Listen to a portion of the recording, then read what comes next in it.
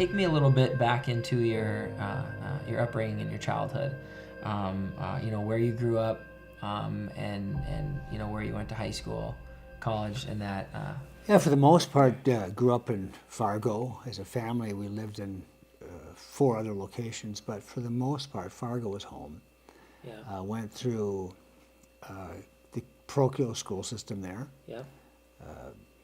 Ended up then at Shanley for high school. Took a year off, and then went 2 years at UND. Took another year off. 2 years at Morehead State. So that's my formal education. Okay. Awesome. And then when did you end up coming to Bismarck? 85.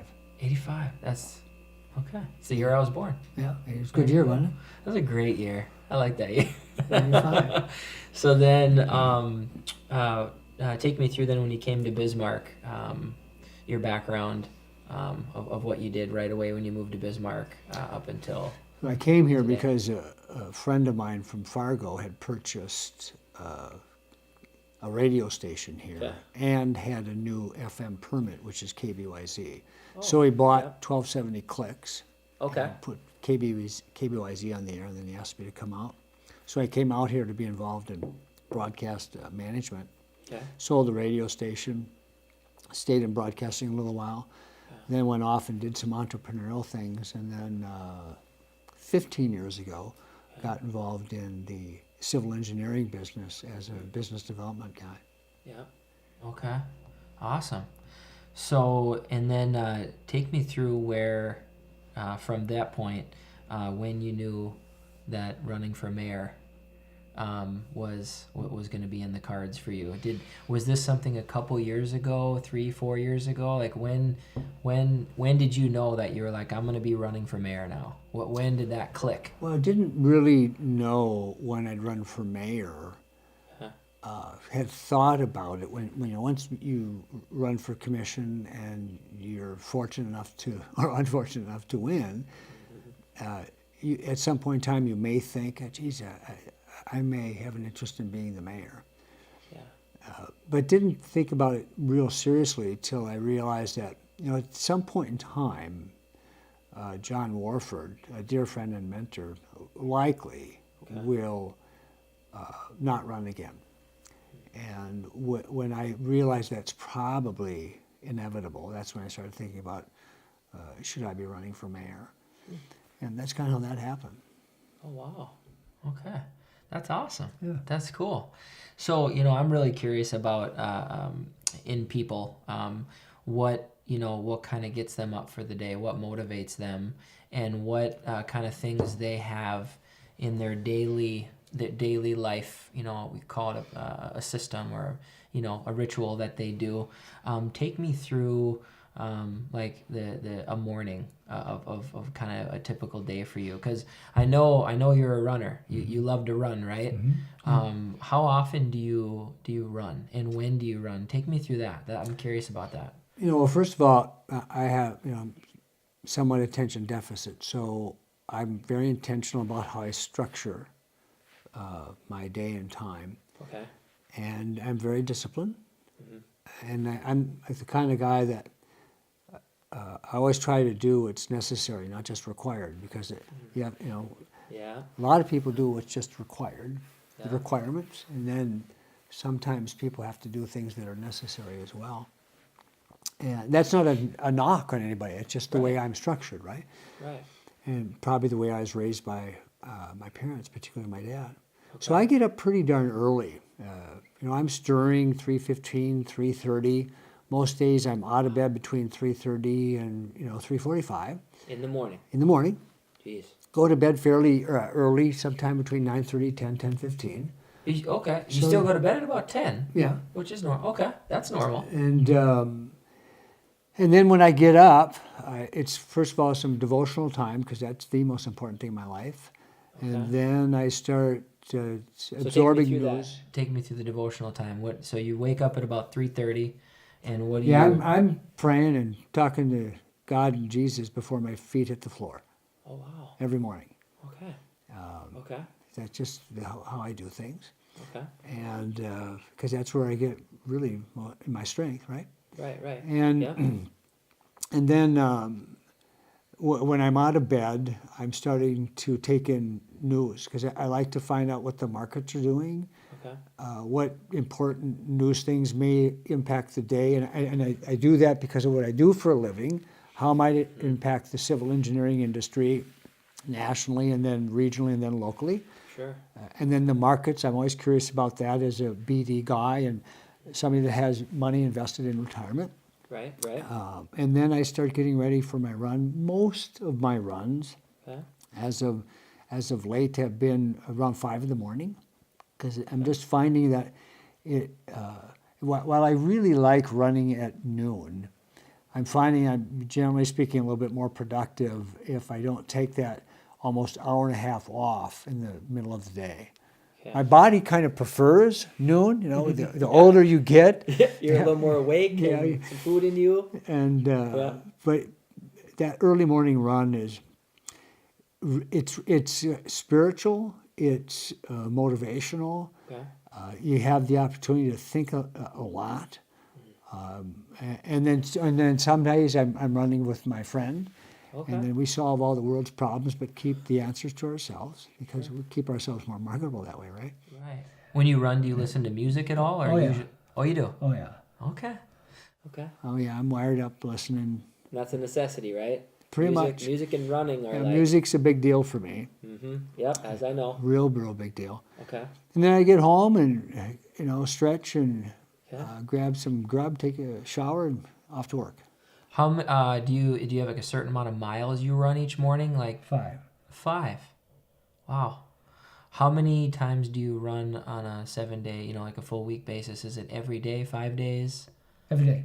Every day. Every day. 7 Every day. days. Wow. I've been doing that a long time. I take, for example, today I did not run. And I didn't run because there was a lot of information I needed to absorb before an early morning meeting. So I thought I'm not going to go. And then I had meetings throughout the whole day, so I wasn't going to be able to run. And that's rare. That's a rare day. Okay. 10, 12, maybe 15 days a year I don't run. I run a lot. Wow. So at least 300 some plus. Oh gosh, 330 yeah. at least. Oh yeah. How long have you been doing that exact routine? With that intensity? Yep. 30 years. Fortunately, God's blessed me with a body where I can do that. Got it. I think the aches and pains I'd have them if I was doing nothing. Got it. I'm really, really lucky. So how important would you say running is to your mental and physical success in life in general? But like, how important is that working out every day, do you think, mentally for you? It's critically important. Obviously I realize that running will not be my friend forever. At some point in time, that will not be the exercise that I'll be able to utilize on a regular basis. Mm-hmm. I used to swim. I got away from swimming. I ride bike on occasion, with some frequency in the summer. So I'm already thinking, when I'm not able to run, since it is so much part of my DNA, what will replace it? Right. And I'll have to figure that out sooner than later, because the sooner could happen like that. Yeah. Yeah. My hope is that it's like some of the friends I have that they're running in their 70s, 75, 80, and Wow. they're still running. Still running. Yeah. And I touch on this a lot because, for myself, I've always been a very active, daily, not daily, but at least weekly, 3-4 times a week that I'm, running, wrestling, lifting, working out of some sort, swimming. And there's just no way that I would be able to function and be able to work the hours and stay on top of things if I didn't have that workout schedule in my life. There's so many people that I run into, that I talk to that battle that, and they're like, I just don't have time for the gym, or I can't get myself to work out. My body is just not, I get too tired. And so where do you think the psychology lies for you, where you just knew, and then even moving forward, touch on, because there's, I know there's a common thread to this, and the reason why I'm bringing it up is that a lot of the really successful, busy people that I interact with all have either a daily or everyday workout regimen. And some of them aren't even athletes. They know that they either got to run, or whether it's right bike or whatever it is, they know that there's no question that has to be in my life or I'm not going to be successful. Where do you think that comes from? Well, let me approach it from this angle. So first of all, here's my life. My priorities are my faith, Okay. my family, my community, and then what I do for a living. My DNA is built around being pretty darn disciplined, very intentional. Okay. And then and then I'm very competitive. So if Yep. if you have that type A personality, this is my philosophy. It might not be accurate. This is what works for me. Please. So I think if you have that type A personality and you're very disciplined and you exercise, I think what happens is that's some form of addictive trait, probably. Yeah. You know, the endorphins are really important to me. And it is also a way for me to relieve stress. It's a way for me to think. It's a way for me to be competitive. Like you, I was involved in individual competitive sports, team as well, but the ones where I excelled at the most were boxing and martial arts and full contact type things. Okay. And so this is somewhat similar to that, where it is a form of release, I think. Okay. But at the end of the day, it more than likely is, since we're type 8 folks, once we start exercising, it's something we don't want to stop doing because it helps us, I think, kind of set our pace. It helps us mentally look at things maybe a little different. And then most of us probably are pretty competitive, and so we think it helps us with our focus and our drive. And then lastly, I would also say that while I try to eat really well, there are times I don't. It helps me if I decided instead of having one piece of pizza, eat the whole thing, right? Right, Well, I'm right. going to run 5 miles tomorrow morning. I'm good. I'll run it off. That's right. Yeah. And it's almost like in a sense, like for me, it's almost like a therapy in a sense. And I feel like a lot of people that don't have that, they get so beat down because they're not taking that release. You know, and that's where you see a lot of people talk about meditating, right? A lot of people talking about whether it's working out or it's hobbies or it's things that almost kind of give them like a side kind of release where they can go think, focus, where people say a lot of times they'll just go for a drive. I'm going to go on a walk. It's just so important, I think, to have that, right? And if it's not running, it's biking. If it's not biking, it's maybe boxing. If it's not boxing, right, it's something physical where you can have something for your body that gives yourself that release, you know? Yeah, those people that probably really plan their days, generally speaking, if they're also engaged in exercising, has been my observation, probably are pretty intentional, driven about making sure this is when I do it, this is how long I do it, and this is why I do it. Yeah. So talk to me about that, because I've battled with this all my life, and I'm just now at age 32 starting to get the understanding and gripping my fingers on this time blocking. You can put it on your schedule, right? Like, meet with you tomorrow at 8, then at noon I have another meeting. You know, to me, that's not really time blocking. That's penciling in meetings. Do you time block throughout your whole day things that need to get in, whether it's even review this document? Like, do you time block? Well, what I call it is I'm making appointments for myself to make sure the things that need to get done. Okay. And so if that's time blocking, I do it. So here's my life since I've been involved in public policy. Okay. And part of this was happening before that. Okay. I set appointments for everything. Because if you have 45, 50 hours a week that you put into your career, and then you have your family, and then you have your community responsibilities, and then you have these things like exercise, you have to be really intentional about how much time you allot for some specific things. And so you have to make appointments. And whether it's going to your daughter's skating or going to your daughter's music recital or going out for a date with your wife or spending time reading, getting your exercise in, pretty darn intentional about how that gets planned. And then how you prioritize it. Yeah. Do you put and I'll just, what you just said, running, going to your daughter's event, date with my wife. Do you, because I've heard of a lot of people actually put those in a calendar and in a schedule. Do you schedule things like that? Oh, absolutely. I don't put the running in anymore because I'm not interfering in anybody's life at 5 in the morning except mine. Right. 3:30, that's, I'm pretty sure 90% of America is sleeping at 3 in the morning. But the other things, yes. Okay. Yeah. And then 'cause sometimes I'm forgetful. I want to make sure that some things you don't want to forget. Right. And so do you use like a Microsoft Outlook or what Outlook. You use Outlook. Okay. Well, for years I used Day Planner. I think that was Day Timer. Daytimer. Day Timer, yeah. Okay. So the personal things and then also in the career and all those things, I bet if we pulled up your calendar, it would be. Yeah, you'll see there. Right? There's no question about it. Yeah. Wow. And how long you been doing that? Where your day is.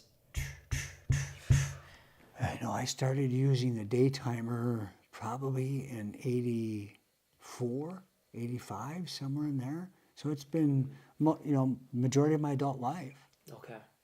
And that's an interesting thing to bring up because you see sometimes and hear a discrepancy of, and I didn't start putting things like wrestling practice or, certain personal things like go pick that up at da-da-da-da. I didn't put those things into my calendar, Outlook, until probably like 2-3 years ago because I was like, they're personal things. I don't need to put those into my calendar, but you do, and I know that I need to now. Because don't you think that's sometimes the difference of people that go, gosh, I just got so many things I got to get done. I'm not getting them done. Do you think it's because they're not putting them? Well, I can't speak for them. I know it helps me. And I learned this from my dad. My dad used to have the Day Timer used to make this small pocket version. And my dad had everything that he planned in there. He was very successful, independent sales guy. Okay. And so he that's how he prioritized his day. And he would write it down. So I observed and learned from watching my dad. Okay. Wow. And so that's where you got that from. That very disciplined approach at your day was really watching your dad for the most part. And one thing that I know a lot of people battle with, and this is true to a lot of different lines of work, is you do set your day, but then distractions start flowing in. Text messages, phone calls, emails, right? Stuff starts flowing in that can disrupt your day, right? Because you want this is this, da da da da. How do you set up and battle the distractions? What's your kind of method to that? Because I know everybody's kind of got a method to that. Yeah, it's a good question. Here's what I would say. What I try, there's a great book by a fellow's name is Conant, C-O-N-A-N-T. Can't think of his first name. It's called Touch Points. And he talks about how everybody has a variety of touch points during the day. Some have few and some have hundreds. And so what happens is you are faced with, there is a situation that probably involves a person. And so you have to look at the facts, assess what the real issue is, and they make a decision on how to take some action. And so in this case, often what I do, let's just say it's a text, I look at who's texting me. Okay. And if it isn't necessarily on the list of priorities, I'm not gonna open it right away. I'm just not going to go there yet. Okay. And for the most part, that works. I can't think of a time where I didn't open a text from somebody right away and it was an emergency. Then I get to it until 5 or 6 hours later. Yeah. And so during the course of the day, if I'm receiving upwards of 100 emails and 20, 30 texts and then phone calls and I have appointments, so I have to, in a way, have some type of a filter that tells me this one I have to wait, this one I wait, because I've done it in the past where I try to do it on the fly, Yep. and all of a sudden you're behind. Okay. And so that's just kind of the process that I use. And somebody said, well, you didn't respond right away. Well, that's why. That's why. Right. Whereas people are out there trying to respond, because our smartphones nowadays, I mean, they're so great, but they can also be so, you know what I mean, where it like takes over your day, and then you don't realize you're like, oh, so busy today. But and that's another thing I want to bring up. What's very interesting to me is there's so many, you know, this is the thing is that everybody is human, right? We're all human. We all do what we do for a living. But you got people that separate that can work 10, 12-hour days, get 3 times as much stuff done in that day, but then you got somebody that works 7 to 8 hours a day, right? Mm-hmm. And they're only juggling just their job, and they're just so overwhelmed with being so busy. Mm-hmm. And I was just so busy, I didn't get anything done. What do you think, in your eyes, helps separate? Because the thing is, it's 2 people, mm-hmm. right? Both humans, and they both got 24 hours in a day, mm-hmm. right? But there's some people that are getting massive amounts of stuff done, and people are like, I just don't get it. I don't get how they have time. I don't have time. I don't have time for the gym. I don't have time for this. I don't have time for this. But this person's getting all this stuff done.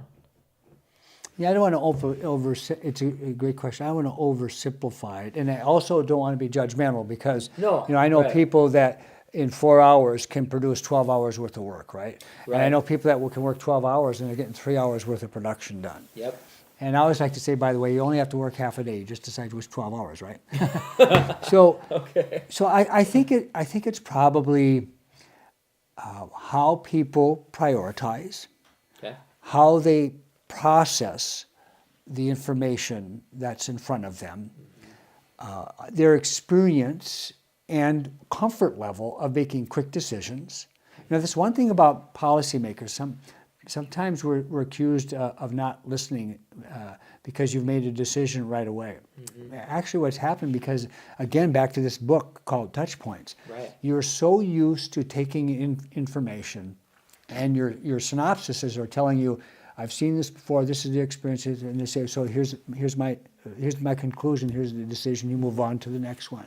I think that's another thing probably some of the people you're referencing might do, is that once they've made a decision, they don't dwell on it, they're on to the next task at hand. Mm-hmm. And so I think if people are familiar and experienced and comfortable with making process decisions in that manner, mm-hmm. generally speaking, they're probably able to accomplish significant loads of production in shorter periods of time compared to some others. Right. No, that's huge. So I want to switch gears here a little bit. So mentors throughout your life, and then maybe even now. Mm-hmm. You mentioned one earlier in our interview here.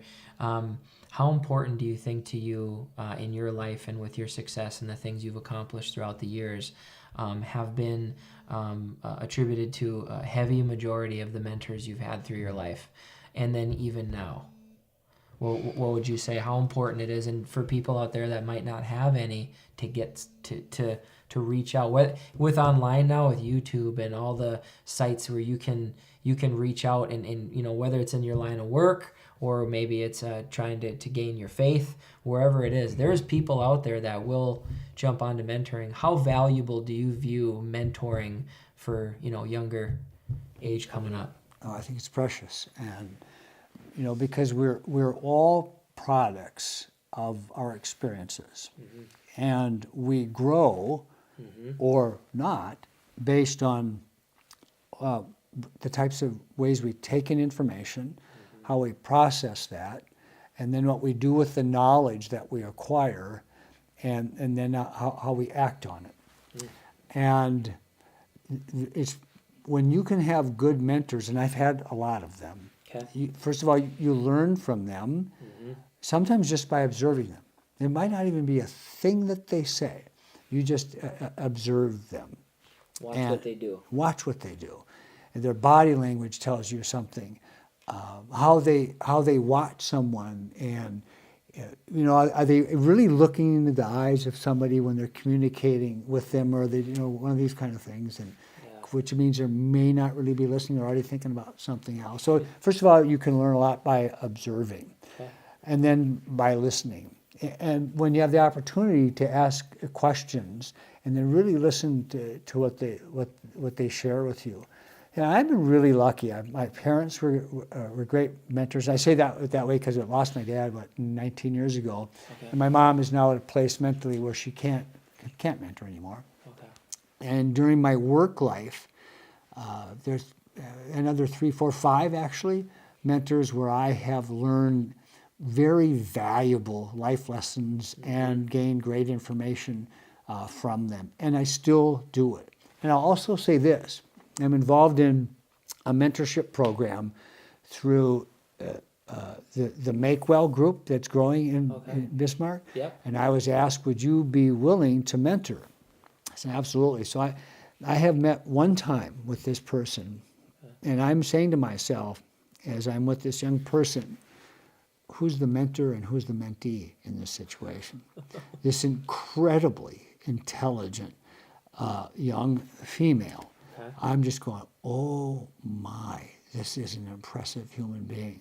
I was absolutely transfixed listening to her, scary smart, really deliberate, very intentional, very accomplished. She's working in a space that I know virtually nothing about because it involves artificial intelligence, the disruptive technologies. She's part of a growing company nationally. She works out of her home, and I'm going, this is an amazing human being. So I was asked to mentor her, and while I'm giving her some advice, I'm learning a lot from her. Oh, my. You can never stop learning. No, you're dead if you do. I mean, if you're not learning, you're not growing. If you're not growing, you're dying. Wow, that's right. That's right. So speaking for that topic right there, and if we're going to be addressing the younger crowd here, social media obviously has taken the world by storm. I mean, whether it's growing your business or meeting people, all the different things we could talk about. In your eyes, because you've seen social media before there was even social media, and now you're in the heart of where social media really kind of controls a lot in our lives, right? Where do you view the power of social media, and how much it either impacts your life or what you give for advice from future entrepreneurs when it comes to social media in general? Yeah, social media is, first of all, it's part of our life forever. Right. And it's like any other tool. It can be used for good and not so good. Right. And we're seeing that played out right now with Facebook and other forms of social media. And here's one thing I'll say about industry in general. I've been here long enough, meaning on the planet, that I have found that scary smart people do really great things. And scary smart people also do some things that are not so great. And social media in the hands of the right people, meaning they're intentionally wanting to do good things. They want to share information versus trying to be nasty, almost like a bully. In fact, we were just talking about this the other day, a generational thing. We were talking about back in our day when we were in school. Do we know anybody that ever took their life? And we couldn't think of anybody. And now it's happening with such great frequency, right?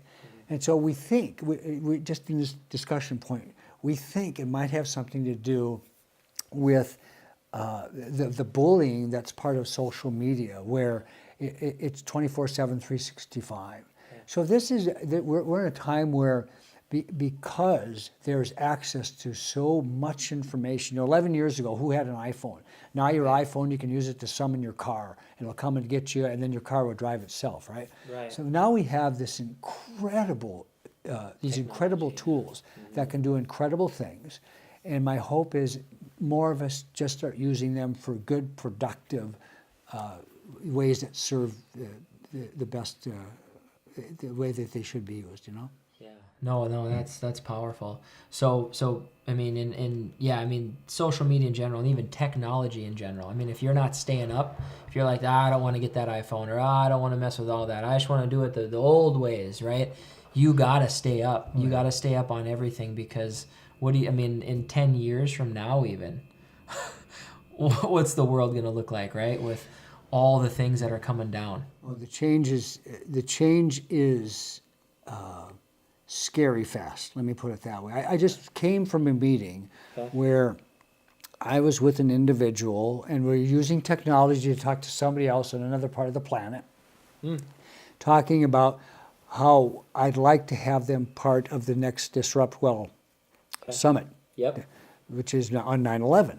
Okay. And I'm convinced this is the person that we should really feature as the keynote, because of the subject matter, how they're using it in their company, how they're using technology, how they're looking for artificial intelligence, how they're looking at startup companies to invest in, and how they want to also start processing data analytics. And I said to myself, this is exactly the type of information that should be shared with people, not just in Bismarck, because we'll probably go online and share this summit to a far bigger audience. Yes.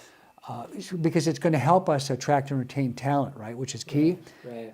And my point is that we use technology. We talked about technology and how rapidly it's moving, and how this company is looking globally to find the talent, because they can, like we all can. That my phone, which is on the floor here, that is a massive computer that I didn't pay very much money for. Right. That is so true. So one last thing I want to ask you, and then we'll get to these questions here that I have for you, is how important, and I kind of want to know, you know, this, and for an answer from you, is that finding your why. You know, because there's always people out there that, you know, that are doing certain lines of work, you know what I mean? And whether you're doing this, or this, how important do you believe that is for people that are looking at what they want to be when they grow up, and people that are looking at what I'm doing now? Should I make the move? I'm nervous, and you know what I mean? Like, there's a big, deep passion there that I'm wondering where your views are at on that. I think it's really important, and maybe we all maybe describe it a little differently.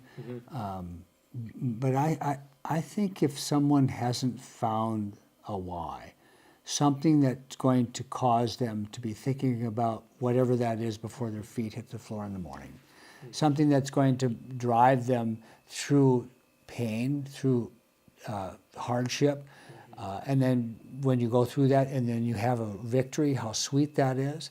Yes. I think that if you don't have a why, it makes that journey maybe a little bit more difficult. It makes the journey maybe a little less tangible, because maybe something else might do, because you really don't have the why, so it's kind of like a rudderless ship.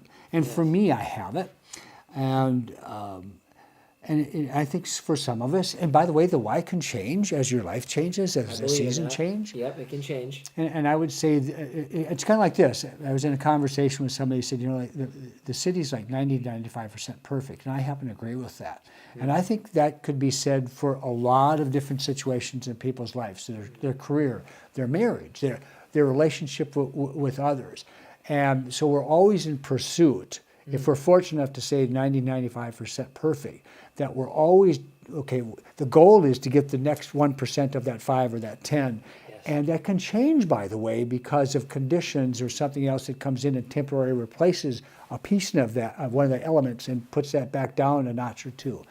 And if you don't have a why, it may be a little bit harder to stay focused and intentional and deliberate about the pursuit. Absolutely. No, that was perfect. Well, I got some questions for you. Okay. You ready for them? Sure.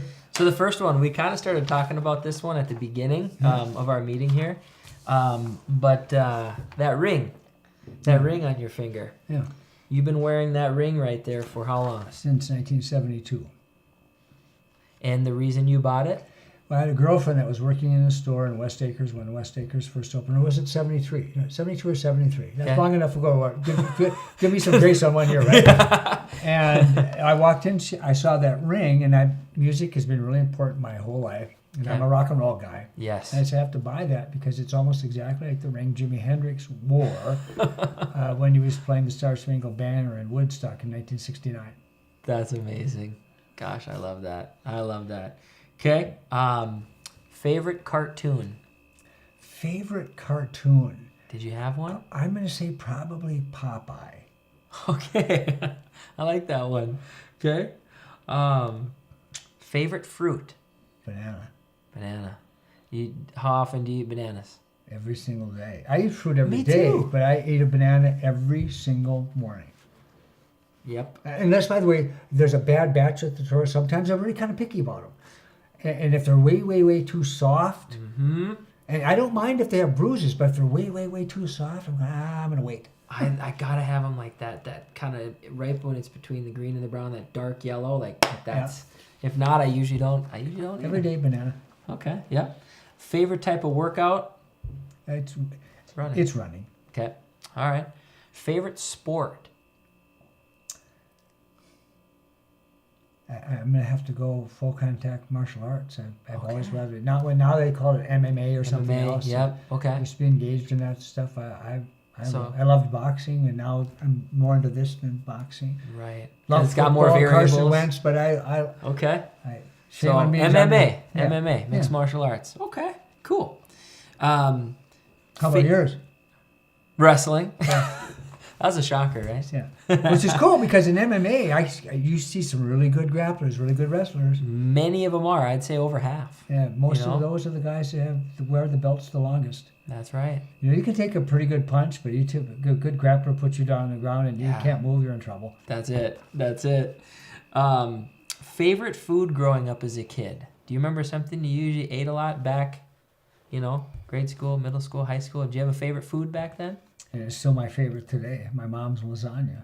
Okay.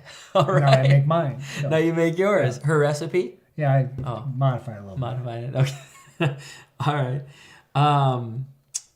If there was one word that would describe you, what would you say that word is?